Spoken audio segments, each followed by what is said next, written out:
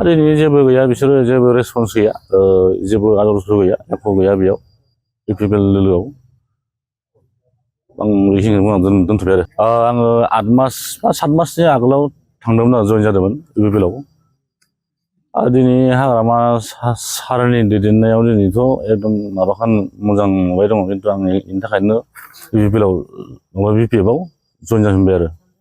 बेथ' खाथांखा एबार हाग्रामा सारनि दैदेननायावनो एबार बिपिएफआ सरकार जागोन रोखा आरो निपन बर' बिथाङा अर्थात मृगेन बर' दिनै जोंनि बिपिएफ दोलोआव बिथाङा जइन जाफैफिनबाय थांनाय 6 माससो सिगां बिथाङा जोंनि बिपिएफ दोलोखौ नागारनानै इउपिपिएल दोलोआव जगदान जाहैदोंमोन नाथाय दिनै बिथांखौ जिथु खोथा होना लांदोंमोन बे खोथा होनाय बायदियै बिथांनि साननाय हनाया जाफुङासै बेखायनो दिनै बिथाङा फिन आरोबाव बिपिएफआव जगदान जाफैफिनबाय